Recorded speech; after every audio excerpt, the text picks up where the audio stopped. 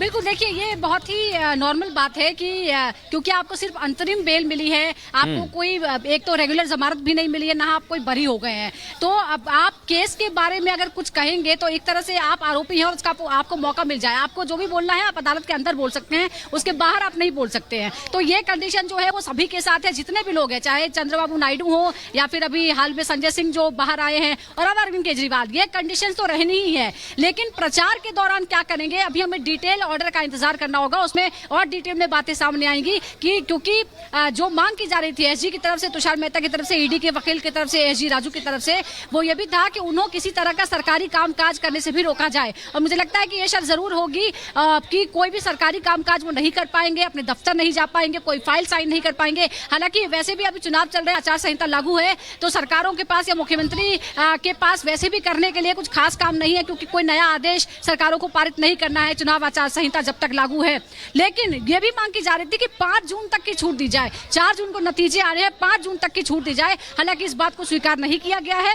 1 जून तक बाहर रहेंगे, 2 जून को अरविंद केजरीवाल को वापस जेल जाना होगा। लेकिन एक तरह से जो आगे 3 हफ्ते का समय है, 20 दिन का जो समय मिला है, वो आम आदमी पार्टी के लिए, अरविंद केजरीवाल के लिए, आम आदमी पार्टी के समर्थकों, कार्यकर्ताओं के लिए एक उम्मीद की किरण के तौर पर है, बहुत बड़ी राहत के तौर पर है। कोर्ट रूम में क्या हुआ, हम अखिलेश जी से बात करते हैं। अखिलेश जी, आज ही नहीं, इससे पहले 4 बार और सुनवाइयां हुई थी, क्या क्या इस दौरान हुआ, कितना क्रिटिकल था अंतरिम जमानत हासिल कर पाना?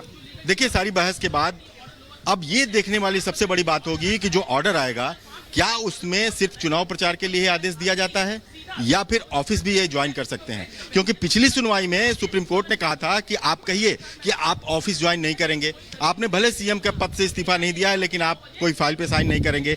उसके समय इन्होंने कहा था कि हम सीएम हैं, हम फाइल पे साइन करते हैं, तमाम ऐसी बातें होती। लेकिन सबसे इंपॉर्टेंट होगा कि क्या प्रचार ही करने के लिए दिया गया है या फिर ये सीएम एज ए सीएम जा करके ऑफिस भी ज्वाइन कर सकते हैं, कुछ फाइल पे साइन कर सकते हैं, ये क्लियर होगा। कोर्ट ने बार बार यही, कोर्ट ने चुनाव का बहुत बार जिक्र किया था कि ये असाधारण परिस्थिति है, 5 साल में एक बार ये मौका आता है। बिल्कुल बिल्कुल, यही तो बात है। इसी पॉइंट पे कोर्ट ने मन बदला था, क्योंकि यहाँ जो याचिका आई थी वो आई थी कि उनकी अरेस्टिंग को चैलेंज किया गया था। यहाँ आने के बाद जब कोर्ट के सामने ये रखा गया कि नोटिफिकेशन के 5 दिन बाद गिरफ्तारी हुई, 9 महीना पहले के स्टेटमेंट के आधार पर गिरफ्तारी हुई, आज भी उसने कहा कि केजरीवाल को पहले गिरफ्तार किया जा सकता था, तो आज ये क्यों? इंटेंशन कोर्ट को लगा कि ये इंटेंशन सही नहीं है, लिहाजा हम मूल याचिका पर सुनवाई करेंगे, बहुत लंबी चलेगी, इसलिए इनको इंटरिम बेल दिया जाए, क्योंकि चुनाव 5 साल में एक बार आते हैं। और लाख विरोध के बाद, ईडी के विरोध के बाद भी कोर्ट ने ये जो समय दिया है, इनको छोड़ा है, वो सिर्फ हमको लगता है कि प्रचार के लिए छोड़ा है। और ये देखना बहुत जरूरी होगा कि क्या इस दौरान वो ऑफिस जा सकते हैं कि नहीं जा सकते हैं, क्योंकि कुछ क्लियर नहीं किया। बमुश्किल आपने भी देखा होगा 3 से 4 मिनट हियरिंग चली और सुना भी नहीं कुछ। 2 लाइन बोला सिंघवी ने, 2 लाइन बोला तुषार मेहता ने कि सख्त आदेश लगाया जाए, उसके बाद कोर्ट अपने टाइम फ्रेम है, उससे ऐसा लगता है सुजाता, लगातार हम आपसे अपडेट लेते रहेंगे। अखिलेश जी भी आपके साथ बने हुए हैं, लेकिन अरविंद केजरीवाल के वकील आखिरकार क्या कुछ कह रहे हैं वो भी एक बार आपको सुना देते हैं। एक शॉर्ट मौखिक ऑर्डर कोर्ट ने प्रोनाउंस किया, उसमें कोर्ट ने कहा कि अरविंद केजरीवाल जी को 20 दिन के लिए इंटरिम बेल दी जा रही है, 2 जून तक, और कोई कैंपेनिंग के ऊपर कोई रिस्ट्रिक्शन नहीं है, वो क्या कह सकते हैं या क्या नहीं कह सकते हैं, उस पर कोई रिस्ट्रिक्शन इम्पोज नहीं की गई है। जबकि जब ऑर्डर भी प्रोनाउंस किया जा रहा था तभी ईडी ने रिक्वेस्ट किया कि कोई रिस्ट्रिक्शन डाली जाए, लेकिन कोई रिस्ट्रिक्शन नहीं दी गई है। और 2 जून को उन्हें 2 जून तक की ये मोहलत दी गई है इंटरिम बेल की।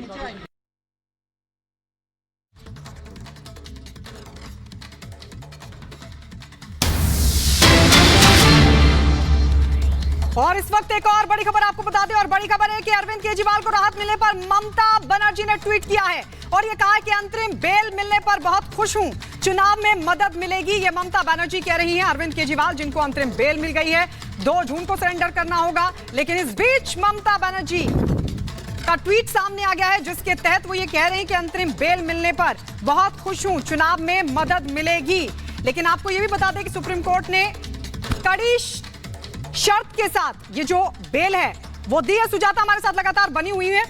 सुजाता, ये तो कोर्ट की तरफ से साफ कहा गया है कि आप केस के बारे में कहीं कोई बातचीत नहीं करेंगे, लेकिन आम आदमी पार्टी तो इसको भुनाएगी, क्योंकि अगर आप प्रचार के लिए उतरते हैं तो जहां वोटों की अपील होती है वहां आरोप प्रत्यारोप तो जाहिर सी बात है आम आदमी पार्टी तो इसको भुनाएगी। और ममता बनर्जी ने कह दिया हम तो बहुत खुश हैं और इससे हमें चुनाव में मदद मिलेगी।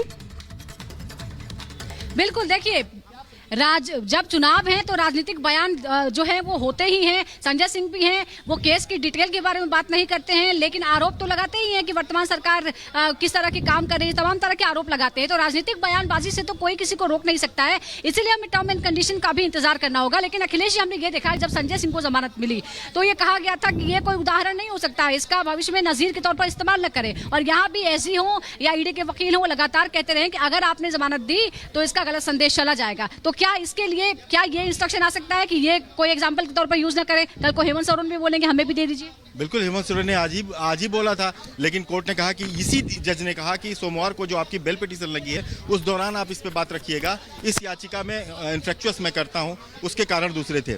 लेकिन जहां तक संजय सिंह की बात थी, संजय सिंह की बेल पिटीशन थी, संजय सिंह की अरेस्टिंग से चैलेंज वाली नहीं थी, हाईकोर्ट से खारिज होकर आई थी। और संजय सिंह का जो अपराध था वो बहुत मामूली था, वो किसी पद पे नहीं थे, वो सरकार में नहीं थे, उनको पर 2 करोड़ रुपए उनके घर आने और वहां से डिलीवरी होने की बात थी, जबकि उसका कोई सबूत ठोस नहीं मिला था और संजय सिंह को जेल में रहते हुए 6 महीने से ज्यादा हो चुका था। तो कोर्ट ने कहा कि जो इनका अमाउंट है क्राइम का जो रखा गया है उसके हिसाब से देखा जाए तो ये बेल के हकदार हैं और उनको बेल तुरंत दे दिया था।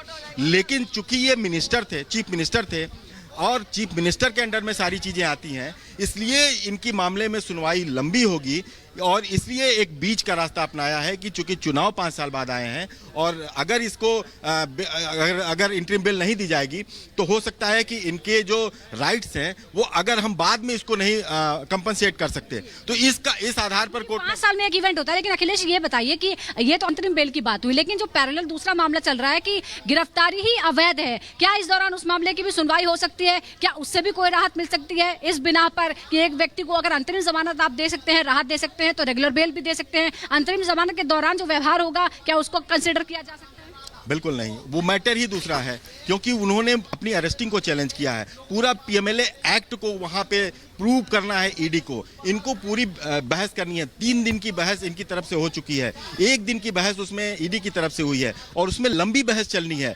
आपको पता है कि 16 तारीख के बाद कोर्ट गर्मियों की छुट्टियों में चली जाएगी, फिर जुलाई में खुलेगी, इसलिए कोर्ट को लगा कि इसमें बहुत लंबा वक्त लगेगा और इन बिटवीन हम ये महत्वपूर्ण बात आपने कही है, क्योंकि समर वेकेशन भी आने वाले हैं। लेकिन सबसे बड़ी और राहत भरी खबर अरविंद केजरीवाल और आम आदमी पार्टी के लिए ये है कि 20 दिनों के लिए ही सही अरविंद केजरीवाल को अंतरिम बेल मिल गई है। 1 जून तक वो बाहर रहेंगे, पार्टी के लिए प्रचार कर पाएंगे। इस बड़ी खबर पर हम लगातार बने हुए क्षेत्र से ब्रेक के लिए अपने रिपब्लिक भारत के साथ।